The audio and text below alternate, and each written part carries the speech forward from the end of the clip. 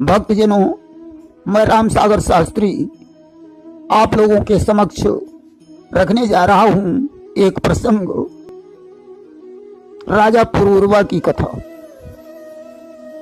देखिए, चंद्रवंश में एक प्रतापी राजा पुरूरवा हुए, जिनका जन्म बुध और इला के संसर्ग से हुआ था। राजा बड़ा रूपवान, गुणवान, धर्मनिष्ठ, उदार और पराक्रमी था, जिसका यश तीनों लोकों में फैल गया। एक बार की बात है, देवराज इंद्र का सुंदर दरबार लगा हुआ था कि लगा हुआ था एक दिन सुरपति का दरबार। बैठे थे आनंद से सभी सूर सरदार। सारे देवताओं के साथ साथ उर्वशी अप्सरा भी उस सभा में बैठी हुई थी। उसी समय नारायण नारायण का स्मरण करते हुए देवर्षि नारद आ गए। इंद्र ने उठकर देवर्षि नारद का सम्मान किया। नारद ने कहा, देवराज, इन दिनों तीनों लोकों में पुरूरवा के समान कोई पराक्रमी और धर्मनिष्ठ राजा नहीं है। उर्वशी ने जो ही पुरूरवा के धर्म और पराक्रम की प्रशंसा सुनी, उसने विचार किया कि मुझे ऐसे राजा से जरूर मिलना चाहिए। अस्तु, सभा को छोड़कर वह मृत्युलोक में पहुंच गई। महर्षि मित्रावरुण अपने आश्रम में बैठे हुए भगवान का ध्यान कर रहे थे कि मित्रावरुण कुटी तप करही, रामचरण पंकज उर्धरही। उसी समय उर्वशी अप्सरा उनके आश्रम के पास से होकर गुजरी कि लिखा गुरु गुण ज्ञान निधाना और काम जगत महाई बलवाना। उसकी पायल की झनकार से मित्रावरुण की आंखें खुल गईं और वे उर्वशी को देखकर मोहित हो गए। काम वेग से उनका शुक्र स्कंदन हो गया, जिसे उन्होंने घड़े में रख दिया, जिसके द्वारा आगे चलकर अगस्त ऋषि का जन्म हुआ। मित्रावरुण ने क्रोध में आकर उर्वशी को श्राप दे दिया कि दीन श्राप मुनि कर विश्वासा कि अब तुम करहु भूमि तलवासा। हे उर्वशी, तुझे मृत्युलोक में टहलने का बड़ा शौक है, इसलिए मैं श्राप देता हूं कि अब तुझे मृत्युलोक में ही रहना पड़ेगा। आज तो उर्वशी दुखी होकर वहां से चली गई और पुरूरवा के बाग में पहुंचकर झूला झूलने लगी। उसने 2 गंधर्वों को भेड़ बनाकर अपने पास रखा। माली से उस अप्सरा का समाचार पाकर राजा पुरूरवा अपने बाग में पहुंचा। उसने झूला झूलते हुए उर्वशी को देखा और मंत्रमुग्ध हो गया। उसने कहा, सुंदरी, तुम्हारे रूप पर मैं मोहित हूं, अतः तुम मेरे साथ विवाह कर लो। कि उर इच्छा अस करऊ विवाहु अपूर्वहु सुंदरी मोर उछाऊ। उर्वशी ने कहा, राजन, मैं भी चाहती हूं कि मेरा विवाह आपके साथ हो जाए, परंतु मेरी 3 शर्तें हैं। पहली शर्त यह है कि हमारी भेड़ों को कष्ट नहीं मिलना चाहिए। हमारी दूसरी शर्त है कि मुझे नवीन घृत का भोज चाहिए। और हमारी तीसरी शर्त है कि संसर्ग के अतिरिक्त मुझे वस्त्रहीन दिखाई मत पड़ना। जिस दिन आप हमारी तीनों शर्तों को भूल जाएंगे, उसी दिन मैं आपको छोड़कर चली जाऊंगी। राजा ने उर्वशी की तीनों शर्तों को स्वीकार कर लिया। आज तो उर्वशी पुरूरवा के साथ विहार करने लगी। इधर देवराज इंद्र उर्वशी के बिना बेचैन हो गए। उन्होंने गंधर्वों से कहा कि उर्वशी रहितम मय्य मा स्थानम नाति शोभते। उर्वशी के बिना मेरा यह स्थान शोभा नहीं देता है, इसलिए जाओ और मृत्युलोक से उर्वशी को ले आओ।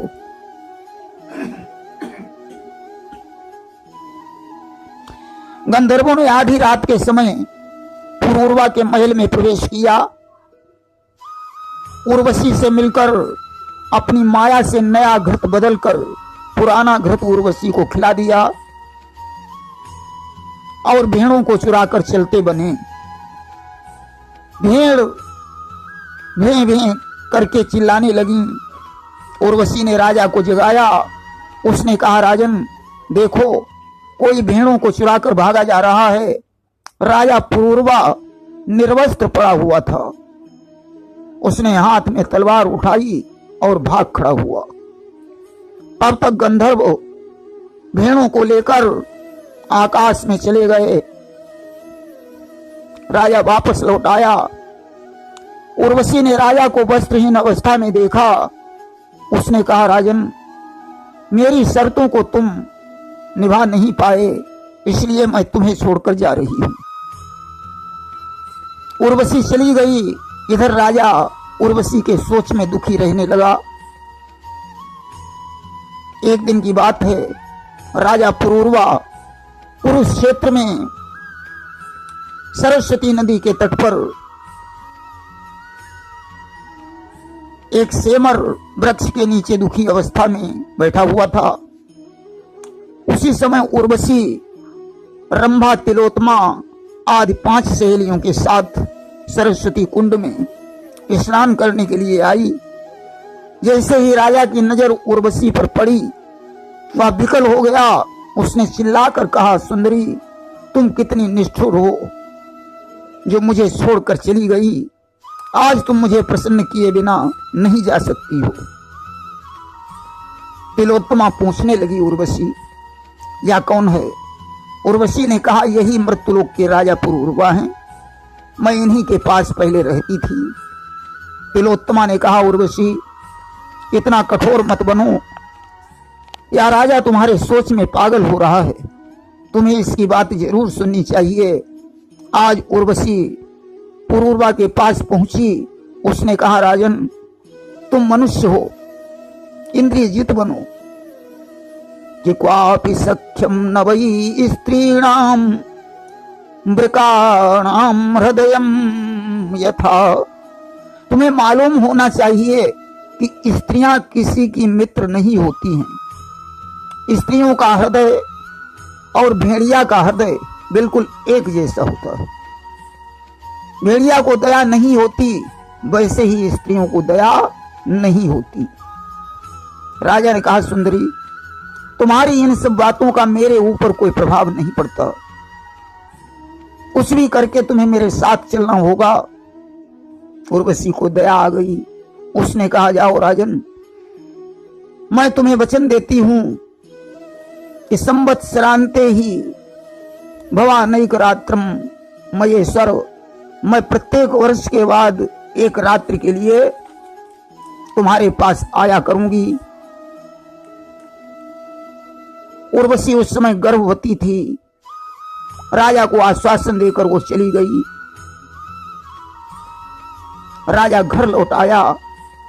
1 वर्ष बाद उर्वशी राजा से मिली और एक बच्चे को जन्म देकर जाने लगी।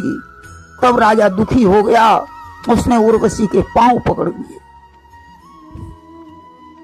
उर्वशी ने कहा, राजन मैं तुम्हें एक मंत्र देती हूं, जिसका जाप करने से गंधर्व प्रकट होंगे।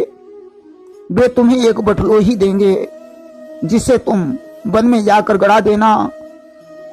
जिससे शमी वृक्ष के गर्भ में एक पीपल का वृक्ष उगेगा। उनसे 2 अरणियां बनवा लेना और अग्नि प्रज्वलित करने वाले 2 मंत्र मैं तुम्हें और दे रही हूं, जिनसे अरणियों द्वारा मंथन करके अग्नि प्रज्वलित कर यज्ञ करना। तुम्हें गंधर्व शरीर प्राप्त हो जाएगा और तुम मेरे पास आ जाओगे। आज राजा ने वैसा ही किया। अस्तु से गंधर्व लोक प्राप्त हो गया। गंधर्वों ने उसे उर्वशी दे दी। वह उसके साथ आनंद पूर्वक रहने लगा। देखिए, उर्वशी के गर्भ से मृतलोक में 6 पुत्रों का जन्म हुआ था। आयु, श्रुतायु, सत्यायु, रय, विजय और जय। इसी वंश में कृशांबु हुए, जिनके पुत्र गाध थे, जिनके घर में विश्वामित्र का जन्म हुआ था। प्रेम से बोलिए वृंदावन बिहारी लाल की जय।